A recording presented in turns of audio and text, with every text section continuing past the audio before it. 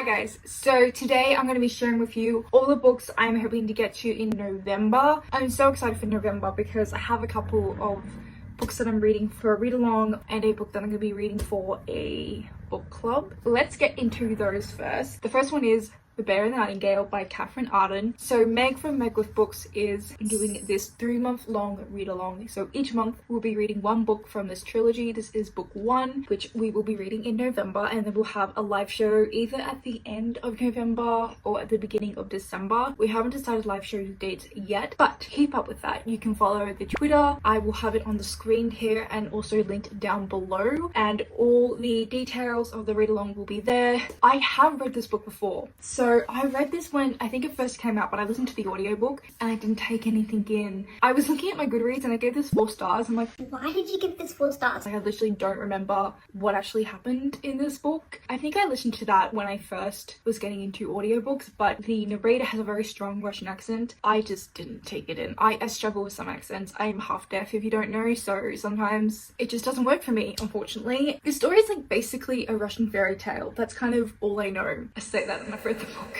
I will leave Meg's announcement video linked down below as well because she has read this trilogy, loves it. It's her favorite fantasy trilogy. So she talks about this so highly and so well. So I highly recommend you check that out. But I'm really excited to get into this and to read the next 2 books. It's going to be fun. And the second book that is a mandatory read is The Sword of Kaigen. Now this book I am reading in November because it is November's book club pick for the Busy Bee book club, which is hosted by Erin from Booked and Busy, who I just adore. She reads so many good fantasy books all the time and I'm always getting recommendations from her. She's just such a cinnamon roll and she just makes me so happy and like this huge dose of serotonin whenever I watch her videos. Same with Meg, except Meg's like completely different because she's just like hilarious.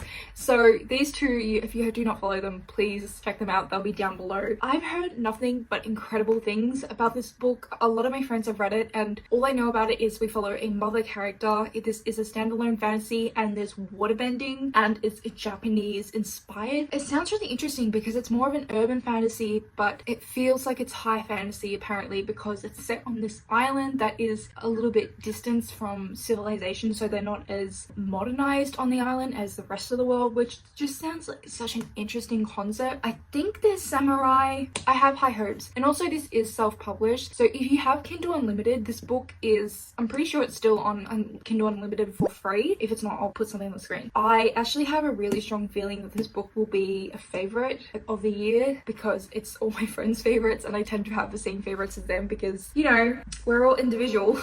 But I'm really hyped for this and I'm so excited to do a live show for both of those. The next book I'm planning on reading is Changeless by Gail Carriger. If you don't know, I've recently created a Discord group where we buddy read a book once a month. It's just very chill and it's always a book by a female author and the book is adult fantasy, just because those are the kind of books I want to read more of. And I do get asked quite often to do buddy reads and it's kind of a struggle to be honest, but I still do really want to do them. So I did it last month and I had a lot of fun and we will be reading this book in November. So if you want to join me and whoever else joins me in reading this book, I'll have the Discord link down below. It's like such a casual thing. I had a lot of fun last month. It was really great discussing it. I'm excited to see where the story goes because I don't know. I have no predictions. The story is set in Victorian England and it's this Victorian England where there are supernaturals, and our main character in here is what you call a preternatural, which means she has no soul. There are werewolves, there are vampires, there are ghosts. I'm hoping that there's going to be more ghosts as the story goes on. It's so funny. It's such a funny book to follow and it's just a fun book. It's also kind of steampunk-esque as well, so it has a lot going on for it and I think it does it really well. I'm very ambitiously planning to reread The Poppy Wall, reread The Dragon Republic, read The Rape of Nanking, which is a non-fiction book that is about the events that The Poppy Wall is based off, and then I'm planning to read The Burning God.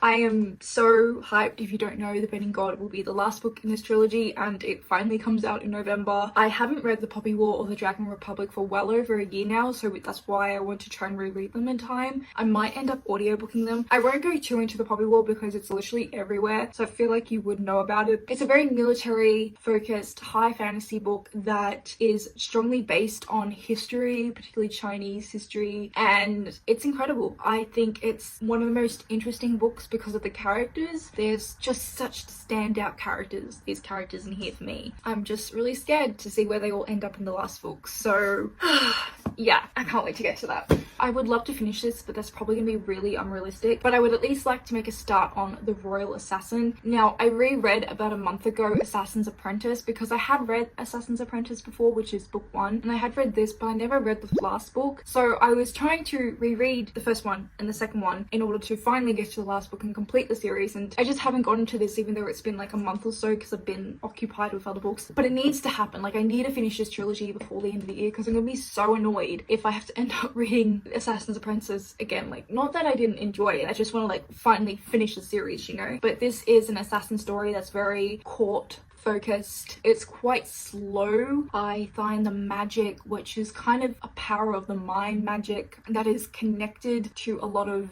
other beings and like kind of the world in a sense, really fascinating. I want to reread it just because it has been a while and I feel like I always miss important details when it comes to these big books if it's been a while and I need to know them for the final book to be able to get a full enjoyment. So that's what I'm doing. I'm also going to put on this TBR The Rhythm of War, which is the 4th book in Brandon Sanderson's Stormlight Archive series. If you followed my channel, you would have heard me talk about this quite a bit recently because I started this, I want to say in August, and I've been reading one book a month pretty much, except I have not finished Oathbringer, which is book 3. I'm not enjoying it. I haven't said this, and I'm so sorry, Katie, because I know this is your favorite, but at the moment, Oathbringer is sitting on a 2-star. It's just been a bit of a slog to get through. Look, I reckon I'll be able to finish Oathbringer by the time Rhythm of War comes out, but Rhythm of War went from being like one of my most anticipated releases of the year to just being an anticipated release. Like, I'm still looking forward to it, but I just feel like I've got to get through the mountain that is Oathbringer, and that is a steep and muddy mountain to get through, so I'm so sorry, Katie, you're gonna hate me. But yeah, I would like to make a start of the Rhythm of War, but yeah, that is it. Let me know what you're planning to read in November, and I really hope that you're enjoying whatever you're currently reading, and I hope to see you next time. Bye!